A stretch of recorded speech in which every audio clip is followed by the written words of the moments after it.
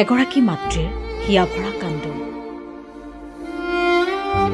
বিচাৰিছে মুখ্যমন্ত্ৰীৰ সহায়। তিনিচুকীয়া জিলাৰ ফিলবাৰী বৰগাঁৱৰ দুলেশ্বৰ শইকীয়াৰ জ্যেষ্ঠ পুত্ৰ বকুল শইকীয়া আজিৰ পৰা প্ৰায় ৯ মাহ পূৰ্বে কৰ্মৰ সন্ধানত বাংগালুৰুলৈ গৈছিল। বিগত দিনবোৰত সকলো ঠিকেই আছিল, কিন্তু প্ৰায় ৪-৫ দিন পূৰ্বে বকুলৰ সতীৰ্থই ঘৰলৈ ফোনযোগেৰে বকুল অসুস্থ হোৱাৰ খবৰ দিয়ে। ততাতৈয়াকৈ সতীৰ্থসকলে বকুলক স্থানীয় এখন চিকিৎসালয়ত ভৰ্তি কৰোৱায়। বকুলৰ অৱস্থা সংকটজনক হোৱাত বৰ্তমান সময়ত চিকিৎসালয়ৰ ICUত ভৰ্তি কৰোৱা হৈছে। ইফালে এই ঘটনাৰ পাছতেই বকুলৰ ফিলবাৰী বৰগাঁৱৰ ঘৰখনত এতিয়া এক হাহাকাৰময় পৰিস্থিতিৰ সৃষ্টি হৈছে, কাৰণ দৰিদ্ৰ পৰিয়ালটি এতিয়া অসহায় হৈ পৰিছে। চিকিৎসাৰ বাবে প্ৰয়োজন হৈছে লাখ লাখ টকা, কিন্তু সেই টকা নাই বকুলৰ পৰিয়ালটিৰ হাতত, যাৰ বাবে বকুলৰ দৰিদ্ৰ পৰিয়ালটো এতিয়া নিৰুপায় হৈ পৰিছে।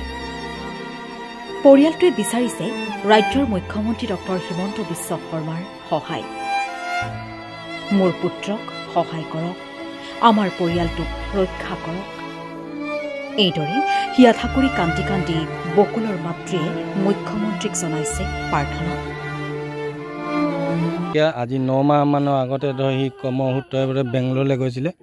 তাৰপিছত মানে পইচা পাতি পঠাই আছিলে। হঠাতে কি বেমাৰ হ'ল, ধৰ লগৰ ল'ৰাকেইটাই ফোন কৰিলে, বোলে বেমাৰ হৈছে তাত। সেই লগৰ ল'ৰাকেইটাই বেংগলৰ হস্পিটেল লৈ গ'ল। তাতে একদম ক্ৰিটিকেল বুলি তাৰমানে হেৰি কৰিলে। যিমানখিনি পইচা আছিলে ধৰ আমি বাগান চাগান দি হ'লেও পইচাটো পঠালোঁ। সেইখিনিয়ে ধৰ পইচাটো ইমান সম্ভৱ নহয়। মুখ্যমন্ত্ৰী ছাৰ, আপুনি মোৰ দলৰ এজন কৰ্মীয়ে হয়, তেনেকৈ আপুনি যদি যেনেকৈ কিবা এটা সহায় কৰিব পাৰে সহায় কৰিব বুলি আপোনাৰ অনুৰোধ কৰিছোঁ। মোৰ ল'ৰাটো মানে বেংগলৰলৈ গৈছিলে। বেংগলৰলৈ গৈ পিনি কাম বিচাৰি গ'ল। ঘৰৰ আৰ্থিক অৱস্থা বেয়া। সেনেকৈ ধৰ 9 মাহমান হ'ল। তাত গৈ মেলি কাম বন কৰিলেগৈ। কৰি মেলি ভালকৈ কৰি মেলি থাকি পিনি পইচা পাতি সেনেকৈ পঠাইছিলে। কেতিয়াবা 8,000 পঠায়, কেতিয়াবা 5,000 পঠায়, সেনেকৈ পঠাই মেলি মানে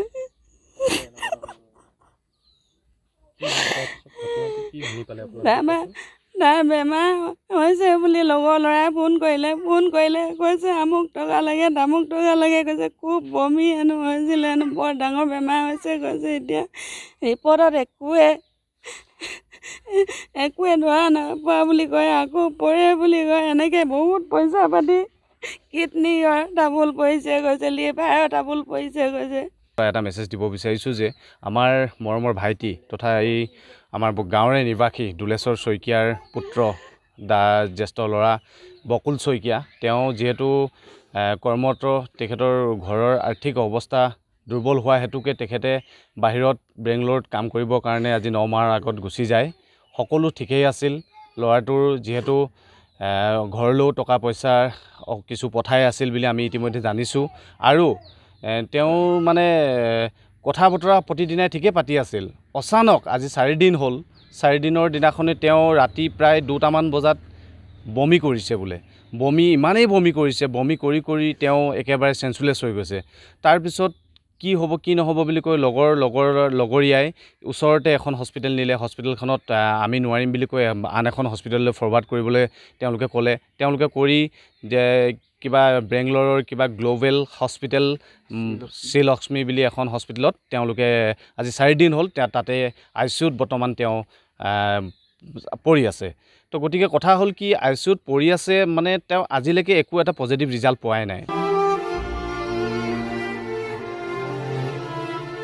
ডুমডুমাৰ পৰা ৰঞ্জিত চেত্ৰী, এনিভাৰত 24।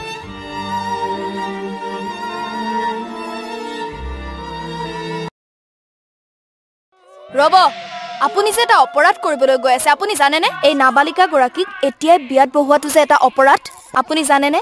অপৰাধ কেনেকৈ?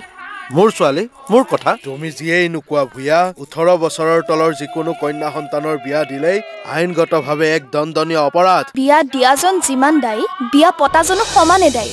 এতিয়া তাই পঢ়া শুনা কৰাৰ বয়স, খেলা ধূলা কৰাৰ বয়স, তাইক খেলিবলৈ দিয়ক। পঢ়িবলৈ দিয়ক আৰু চাব এদিন আপুনি তাইক লৈ গৌৰৱ অনুভৱ কৰিব পাৰিব এতিয়াই তাইক সংসাৰৰ বুজা দি তাইৰ ভৱিষ্যত জীৱনটো অন্ধকাৰ কৰাৰ অধিকাৰ তোমাৰ জানো আছে মোৰ ভুল হৈ গ'ল মাজনী মোক ক্ষমা কৰিবা শিক্ষা ল'ৰা ছোৱালী উভয়ৰে প্ৰাপ্য আৰু অধিকাৰ আপোনাৰ কন্যা সন্তানক তাইৰ এই প্ৰাপ্যৰ পৰা বঞ্চিত নকৰাব বাল্য বিবাহ ভাৰতীয় আইনৰ দ্বাৰা বিহিত এক দণ্ডনীয় অপৰাধ এনে অপৰাধ কৰি আপোনাৰ কন্যা সন্তানৰ ভৱিষ্যত অন্ধকাৰৰ মাজলৈ ঠেলি নিদিব